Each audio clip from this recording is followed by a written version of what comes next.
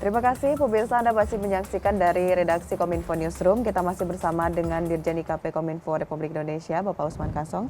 Dan selanjutnya ini Pak, kita akan ingin tahu juga bagaimana kira-kira persiapan dari pemerintah. Karena kan Indonesia melakukan beberapa kegiatan besar gitu Pak ya di tahun 2022 ini. Sedangkan kita tahu bahwa kasus Omikron tadi mengalami peningkatan walaupun bisa dikatakan tidak begitu parah dalam efeknya, namun ada peningkatan. Nah kira-kira kalau dari pemerintah apa yang telah kita lakukan nih Pak agar kegiatan bertaraf internasional ini nantinya tetap bisa berjalan dengan lancar di Indonesia? Ya, kita akan menyelenggarakan betul banyak event internasional, ada G20 atau G20, kemudian MotoGP Mandalika, kemudian juga ada GDPRR, ini semacam konferensi mitigasi bencana di level dunia, begitu. Kemudian juga ada persiapan untuk ASEAN Summit 2023. Nah, kita sudah melakukan atau mengambil berbagai kebijakan untuk memitigasi risiko COVID-19. Ya, yang pertama, pertemuan-pertemuan dalam event-event tersebut itu ada yang dilakukan secara online, full online. Misalnya untuk G20 bulan Januari ini semuanya full online. Oh ya. Ya, full online. Kemudian untuk seterusnya ini banyak yang masih mengambil pertemuan online atau seminar online atau rapat-rapat online, tetapi ada juga yang sudah mulai memakai hybrid. Ya, hybrid. Jarang ada pertemuan di awal-awal tahun ini yang full offline. Ya. Kalau tidak online, ya hybrid. Ini kan kebijakan untuk mengurangi risiko menularnya atau berjangkitnya COVID-19 secara lebih luas lagi. Yang kedua, kita menerapkan bubble travel. Ya, atau sistem bubble. Ya, sistem bubble itu artinya orang yang datang dari luar negeri itu betul-betul dijaga. Misalnya dia harus tes PCR, dia harus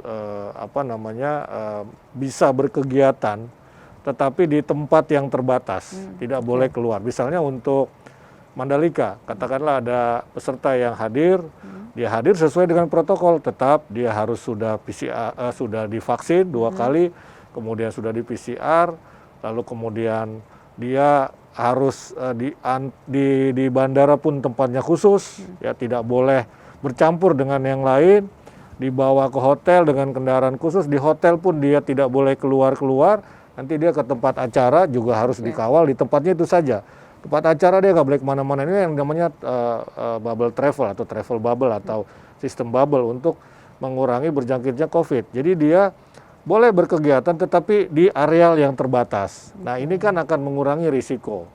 Ya, jadi 2 hal itu benar-benar kita lakukan ya, dan Presiden sudah melakukan simulasi untuk MotoGP ya di Mandalika kemarin ya pekan lalu itu Presiden sudah melakukan simulasi ya bagaimana bubble ini akan diterapkan nanti di MotoGP Mandalika bulan Maret ya, bulan Februari itu ada preliminary-nya atau pramusimnya begitu. Nah, ini harus betul-betul kita terapkan, bukan hanya peserta tetapi juga penonton nanti yang terutama yang berdatangan dari luar negeri.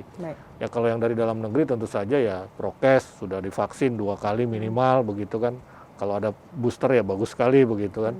Nah ini tetap kita akan terapkan. Karantina juga sudah kita bikin begitu. Baik, itu kan tadi dari segi persiapan untuk peserta dan juga penonton benar-benar sudah sangat diperketat gitu Pak Dirjen ya. Kalau untuk mereka yang ada di daerah itu, untuk masyarakat di Pulau Lombok dan juga NTB itu apalagi yang kita lakukan mungkin dari segi protokol kesehatan dan sebagaimana? Ya tetap saja semua perlakuannya sama ya, perlakuannya sama. Kalau untuk masyarakat di sekitar, ya tetap harus jaga prokes. Ya tetap harus jaga prokes. Diupayakan mereka sudah divaksin juga 2 kali. Sama seperti penyelenggaraan PON Papua kan. Penyelenggaraan PON Papua kemarin itu juga masyarakat sekitar itu digenjot tuh vaksinasinya. Ya vaksinasinya sehingga tidak ada kasus fatal kan begitu. Ada yang terjangkit atlet ya, tetapi tidak banyak, ya masih dalam batas yang wajar. Nah, masyarakat di Papua waktu itu juga digenjot tuh vaksinnya oleh TNI, Polri, oleh tenaga kesehatan. dan meningkat kan terus menjelang event. Jadi event ini pun ada dampak positifnya, dia makin mempercepat vaksinasi.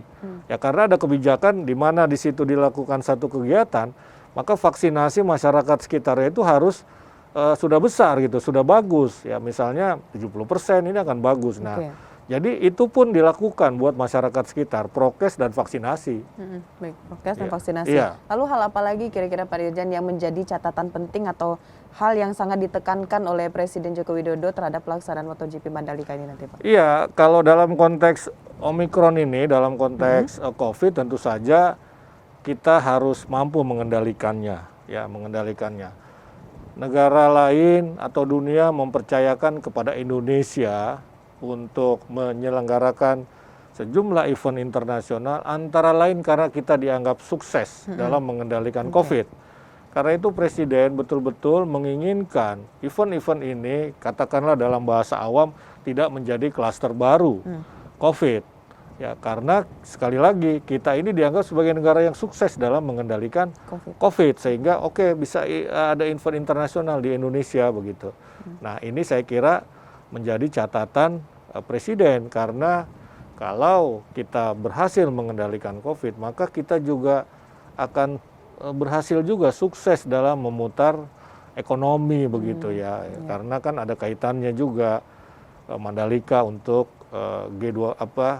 MotoGP Mandalika itu untuk pemulihan ekonomi sekurang-kurangnya buat lokasi ya, misalnya buat Lombok gitu, buat kabupaten setempat, buat provinsi setempat begitu. Baik, itu tadi Pak Dirjen juga menyinggung soal pemulihan ekonomi karena adanya event MotoGP ini. Nah, sejauh ini kira-kira yang sudah dipersiapkan seperti apa nih Pak? Dan tentunya juga protokol kesehatan. Ya, ini kan kalau dari sisi pariwisata misalnya, ini akan banyak sekali orang yang akan hadir di Lombok untuk MotoGP.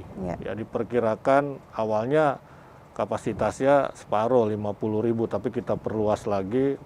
50.000 di stadion, tapi mungkin yang nonton dari luar ya, dari layar-layar besar yang akan dipasang ya, atau dari media massa, media sosial, ini pasti lebih dari 50.000. Diperkirakan Menteri Pariwisata ya Pak Sandiaga Uno itu memperkirakan ada 100.000 orang bahkan yang akan datang gitu, sehingga kita harus antisipasi dari sisi akomodasi.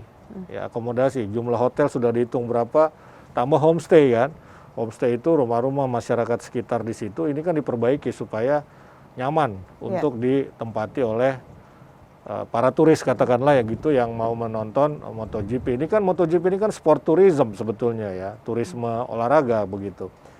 Bahkan kita akan tambah lagi dengan kapal-kapal pinisi dari Labuan Bajo sebagai tempat menginap, kemudian kapal pelni dan kapal-kapal kapal pesiar ya yang kita sebutnya itu. Nah, ini sudah kita antisipasi, dan kalau turis datang ke sana, ya dia membayar akomodasi toh, dia membayar konsumsi.